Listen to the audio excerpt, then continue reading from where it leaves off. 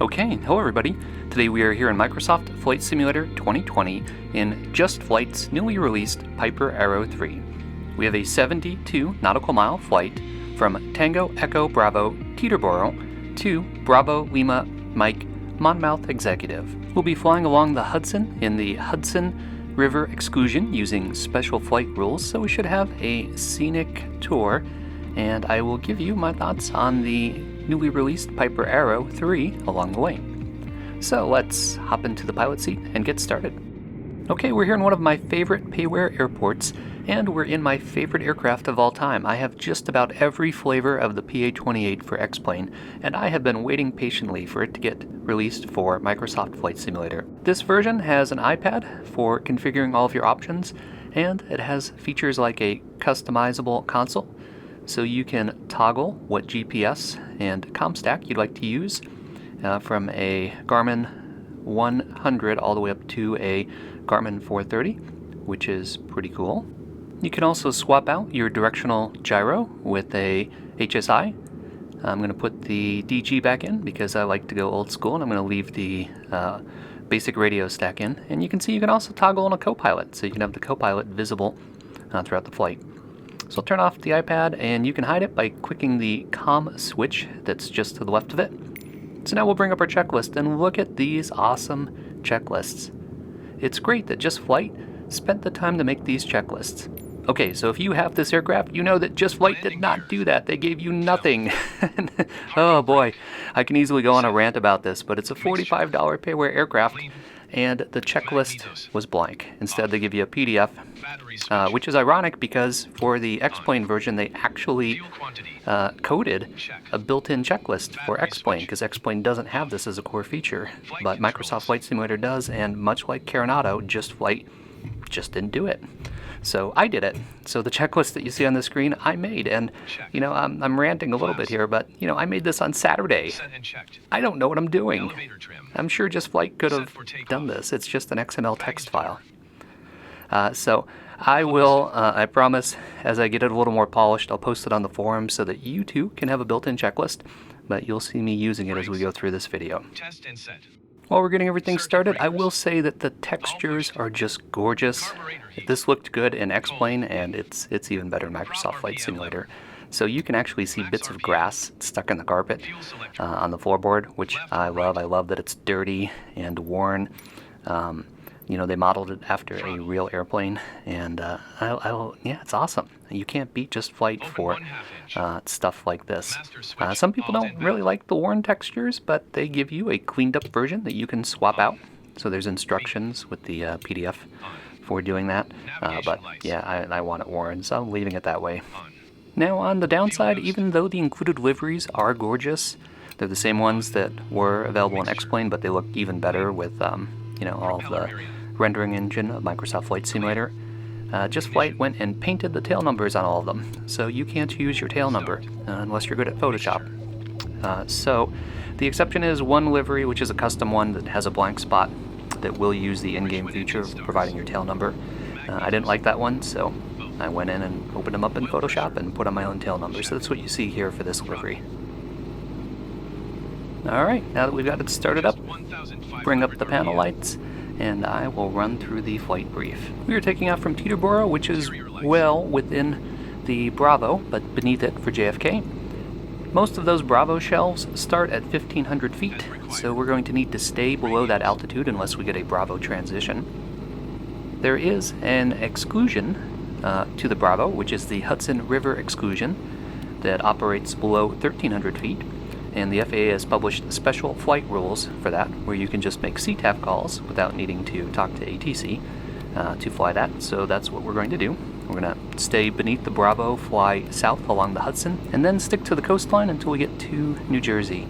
We're limited to 1,500 feet due to the Bravo shelves, so if we wanted to make a beeline right across Sandy Hook Bay, we'd have to cross about 5 miles of water at 1,100 feet, and if we were to have an engine failure in the middle there, our airplane would become a submarine, and that doesn't sound like a good plan to me, so I'm going to stick near the land where I know I can glide to land in the event of a problem. Once we get to the southern coastline, we'll try to pick up Colts Neck VOR and follow that to Monmouth.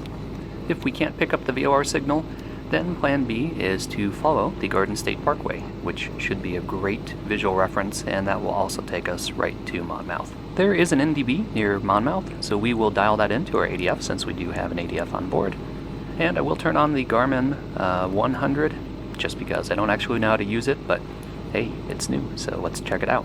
We also have a DME on board, so I will put in the Monmouth frequency for starters, and then we'll switch over to Colts Neck as we get closer, and that'll give us a distance to our destination. We have 2 course deviation indicators on the arrow, so I'm going to dial in our heading from Teterboro on the top one, and then our heading to Colts Neck VOR on CDI2. There's also a heading bug on the directional gyro, so I'm going to put in our initial heading of 030 on the DG. I admit I missed the heading bug on the C-152 for Microsoft Flight Simulator. You know, the heading bug doesn't actually do anything, it just tells you, reminds you, I should say, which direction to fly, but I like having it there. Okay, let's call ATC and pick up flight following. Teterboro ground, Piper 359 Golf Charlie, P28 Romeo Slant Alpha, request flight services destination Bravo Lima Mike, Monmouth, via the Hudson River Exclusion. Squawk 2313, departure 119.2, November 359 Golf Charlie. Probably should have called clearance for that, but I figured ground would direct me there if that's who they needed me to talk to. Teterboro ground, Piper 9 Golf Charlie, signature west, ready to taxi with information Mike. Taxi north run up via Papa Lima Alpha, cross runway 19er, November 359 Golf Charlie.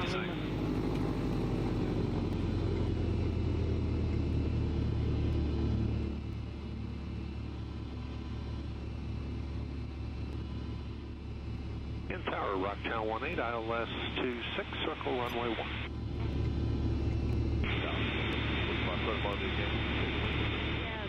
Okay, I talked about this payware scenery in some of my recent videos. It is fantastic. If you like flying general aviation, Teterboro is great scenery and worth the investment. So I keep looking for reasons to fly out of here. Okay, we're pulled over, so we'll go through a quick run-up here. This is the custom checklist that I'm working on. Asobo has a master library for checklists, so once you know where to look for it, you can just copy and paste fragments for it. So for things like turn on the beacon, you just copy and paste the beacon item, and it has all the stuff that highlights the thing that you're looking at. You can even add camera views if they are configured for your aircraft to have it zoom in on the things you want to look at. Teterboro ground, Piper 359 Golf Charlie, continue. Taxi and hold short, runway 24, November 359 Golf Charlie.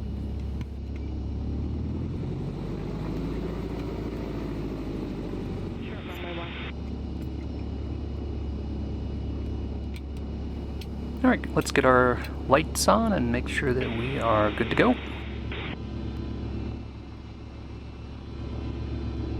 Teterboro Tower, November 359 Golf Charlie, holding short, runway 24. Cleared for departure, runway 24, November 359 Golf Charlie.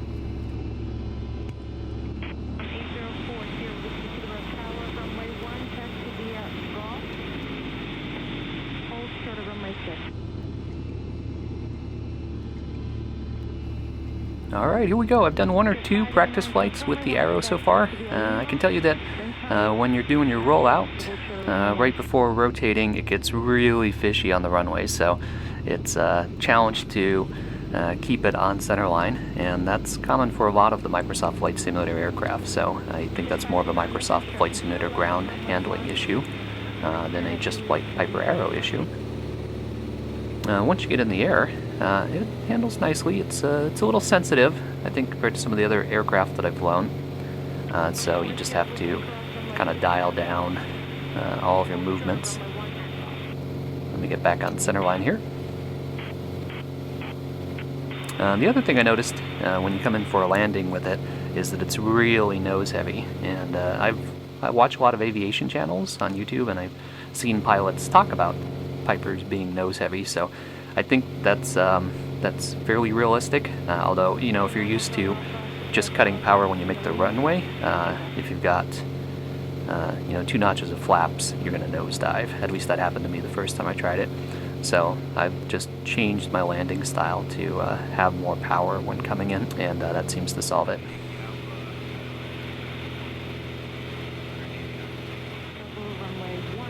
Alright, we've got the reservoir up ahead. I've got some custom camera views that I've configured for this flight, including some exterior ones. There's a way you can cheat to get exterior views configured. I was disappointed, JustFlight, that you only provided 2 exterior camera views, and they were generic. One was the generic chase plane view, and the other was off to the side.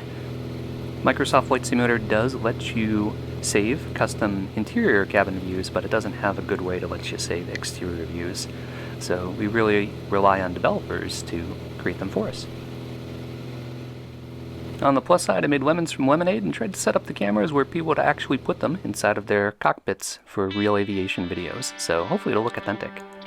Looks like we're on track, so let us sit back now and enjoy some of that awesome Microsoft Flight Simulator scenery.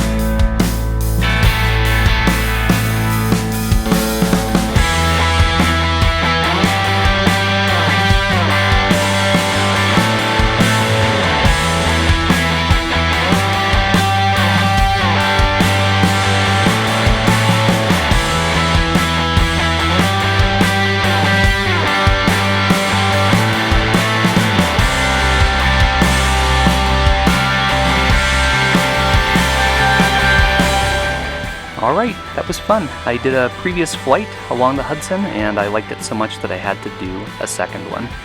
This time to Monmouth. Monmouth is freeware scenery from flightsim.to. I put the link in the video description so that you too can enjoy it. I do really love the Piper Arrow. The things that I ranted about don't really affect the overall plane itself, but they're features that developers have to get better at. It's a $45 aircraft, so base things like checklists and camera views are part of the game, so I hope that developers do a better job in the future for providing those. But the plane itself is awesome, and I am looking forward to many more flights inside of it. So if you enjoy content like this, be sure to leave a comment, click that like button, and don't forget to subscribe. Thanks, as always, for flying along with me, and stay tuned for further flight adventures.